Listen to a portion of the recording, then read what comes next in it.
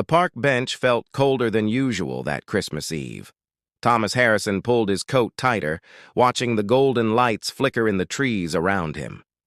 At 52, he had built an empire in commercial real estate. He had corner offices, luxury cars, and investment portfolios that most people could only dream about. But tonight, sitting alone while families hurried past with shopping bags and laughter, he felt emptier than he ever had in his life. His dark hair was graying at the temples now. The expensive charcoal overcoat and black turtleneck couldn't warm the chill that had settled in his chest over the years. Success had cost him dearly. A marriage that crumbled under the weight of endless business trips. Children who grew up calling their nanny more than they called him. And now, at an age when he should be surrounded by family, he found himself completely alone. Thomas closed his eyes, remembering Christmases from his childhood. His mother's kitchen filled with the smell of cinnamon and pine. His father's terrible singing as they decorated the tree together. When had he stopped believing in all of that? When had efficiency and profit margins replaced the simple joy of being present? "Excuse me, mister." The small voice broke through his thoughts. Thomas opened his eyes to find a little girl standing before him. She couldn't have been more than 6 years old, with curly blonde hair peeking out from beneath a gray knitted hat with a pom-pom on top. Her burgundy coat was well-worn but clean, and gray mittens covered her small hands. She held a paper shopping bag in one hand, looking at him with the kind of innocent curiosity that children possess before the world teaches them to look away from strangers. "Yes?" Thomas said gently, caught off guard. "Are you all by yourself?" she asked, tilting her head slightly. Thomas felt his throat tighten. "I am," he admitted. The little girl studied him with serious blue eyes. "That must be lonely," she said simply. "Especially at Christmas." Before Thomas could respond, a woman's voice called out, "Emma!" "Don't bother the nice man." A young woman in her early 30s hurried over, wearing a modest blue winter jacket. Her face showed the kind of exhaustion that comes from working too many hours, but her eyes were kind. "I'm so sorry," she said to Thomas. "My daughter has a habit of talking to everyone." "It's quite all right," Thomas said, surprised to find he meant it. There was something refreshing about the child's directness. Emma tugged on her mother's sleeve. "Mama, he's all alone." Nobody should be alone on Christmas Eve. The woman, whose name Thomas would soon learn was Sarah, looked embarrassed. "Emma, honey, I'm sure this gentleman has plans." "Actually, I don't," Thomas found himself saying. The words felt strange in his mouth. He had spent years crafting careful responses, maintaining professional distance.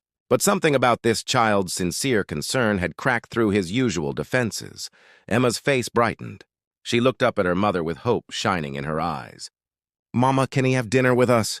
"Please? We have enough, don't we?" Sarah hesitated, clearly torn between her daughter's big heart and the practicality of their situation. Thomas could see the calculation in her eyes, the mental inventory of what little they had. He recognized the pride that came with struggling but maintaining dignity. "I couldn't impose," Thomas said quickly, giving her an out. But Emma wasn't ready to let it go. "Do you want to have dinner with us?" she asked Thomas directly, her small hand reaching out to touch his arm. "We don't have much, but Mama makes the best mashed potatoes. And it's Christmas. Nobody should eat alone on Christmas." Thomas looked at this child, this beautiful, empathetic soul, and felt something crack open inside his chest. When was the last time someone had simply wanted his company? Not for business connections or networking opportunities, but just to not be alone? "If your mother doesn't mind," he said carefully, "I would be honored." Sarah met his eyes, and something unspoken passed between them. Two adults who had both known struggle, who understood that kindness was sometimes all we had to offer. She nodded slowly. "It's not fancy," she warned. "Just a small apartment." "Nothing like—" She trailed off, taking in his expensive clothes, the watch that probably cost more than 3 months of her rent. "I think that sounds perfect," Thomas said honestly. Emma grabbed his hand with her mittened one, as if afraid he might change his mind. "Come on, then. It's not far." As they walked through the snow-dusted streets, Emma chattered away, filling Thomas in on important details. She was 6 3/4, she informed him seriously. She liked drawing and wanted a puppy more than anything, though her mama said their apartment was too small. Her favorite color was purple, and she could count to 100.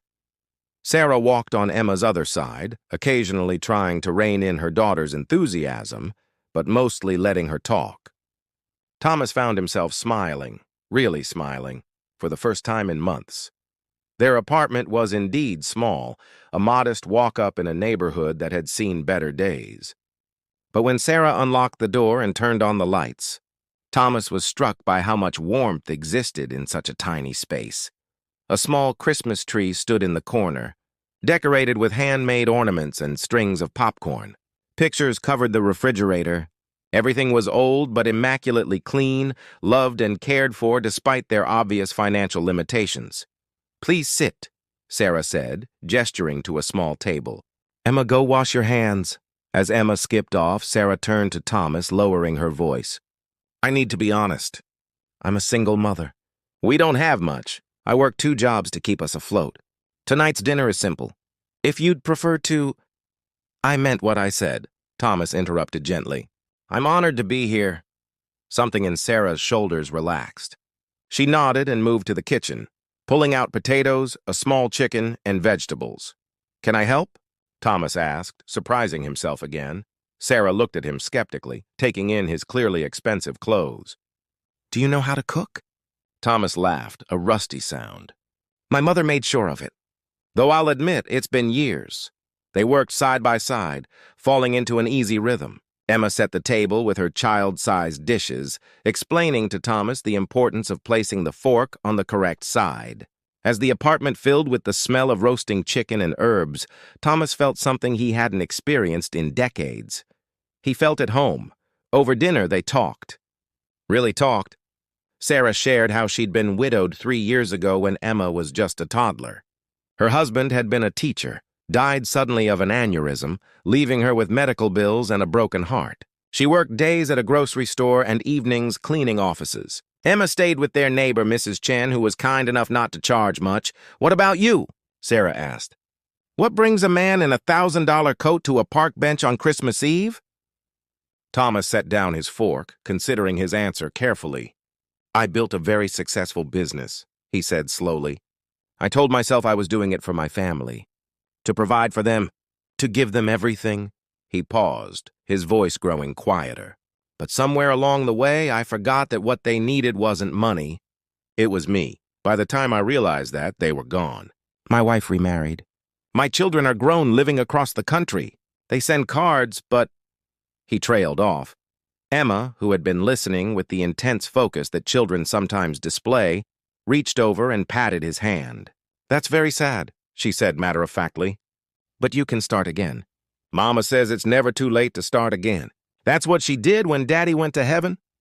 Thomas felt tears prick his eyes. "Out of the mouths of babes, as they say." "You're very wise, Emma." After dinner, Emma insisted on showing Thomas her drawings. They sat on the floor while she pulled out picture after picture.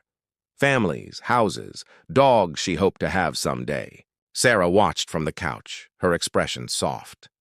As the evening grew late, Thomas knew he should leave. But he found himself reluctant to return to his empty penthouse, to the silence that awaited him there.